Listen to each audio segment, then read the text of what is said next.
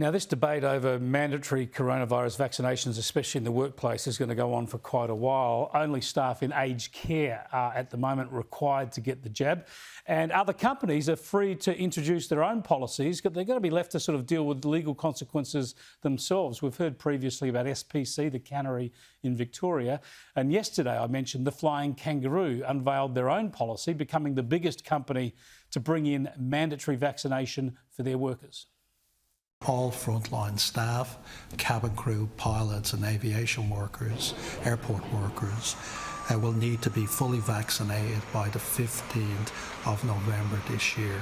Others have until March next year, and if workers decide not to get vaccinated, they are deciding, I think, that aviation isn't the area for them.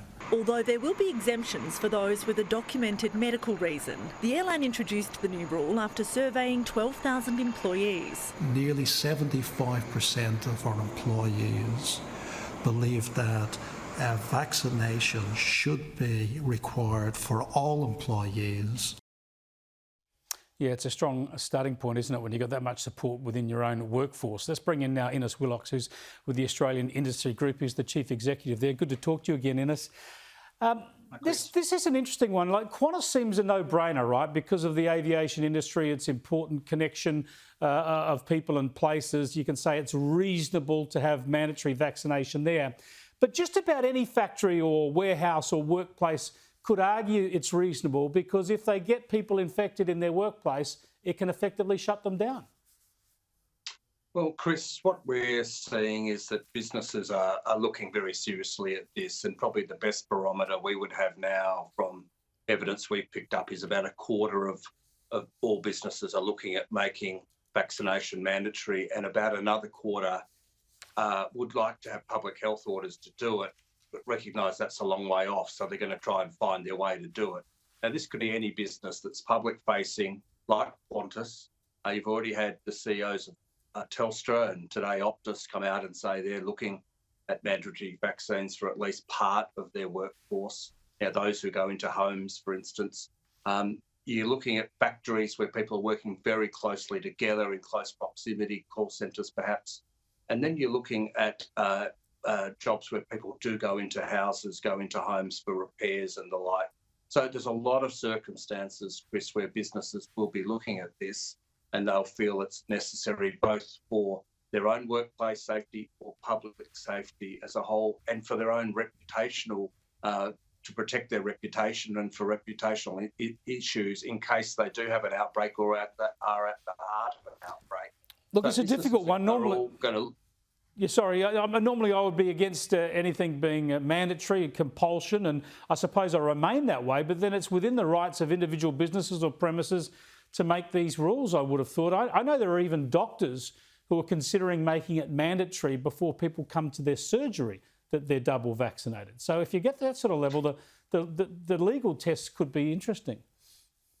Well, look, this will play out legally, no doubt about it. We're hearing about recruiters, for instance, asking the question surreptitiously, people putting it on job applications now. So this is sort of seeping its way into our collective mindset, whether we like it or not.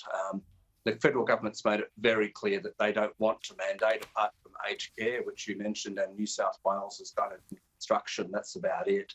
But they've made it very clear that it is going to be up to individual businesses to make up their minds whether it is, in their minds, lawful and reasonable to mandate vaccination. And businesses, I would say businesses haven't got federal government guidance now or state government guidance. They're really been left to their own devices. So they're going to make their own decisions and then have to try to work it through. Obviously, there'll be consultation with the workforce. But at the end of it all, Chris, the employer is the one who is responsible for health and safety in the workplace. Absolutely. And normally we expect the utmost diligence from them on that front. So people are going to have to cut them a bit of slack. I just wonder if once we get to 70 or 80% vaccination rates, people will be less exercised about this, because obviously unvaccinated people pose far lesser threat to anybody else. Just before I let you go, Innes, the unemployment numbers out today are going ridiculously low now, way below 5%. But this, of course, masks what's really happening in the economy with lockdowns in Victoria and New South Wales. Do you fear that we could go into another technical recession, 2 quarters of shrinkage in the economy? Well, Chris, we think that's more likely than not, given the impact combined of New South Wales and Victoria. We think it's highly likely. The unemployment figures today were strong, and they demonstrate the resilience of the economy, but also underneath it all was a very clear indication that hours worked has reduced. People aren't working as much. That's the precursor to stand downs and layoffs, and unfortunately, that's probably occurring now across the economy much more than it was a couple of weeks ago, and this becomes cumulative. So you've got all sorts of indications. Federal Treasury say this full total lockdown of the country costs about $3.2 billion a week. We're pretty close to that. We're seeing big closures of shops, strip shops and the like across the country. Perth, I think, is one in 4. Melbourne is at 1 in 5, the CBD.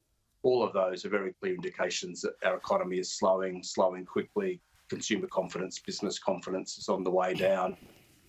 Recession, or certainly a contraction this quarter, more likely than not, almost absolutely certain recession pretty much on the cards, I think.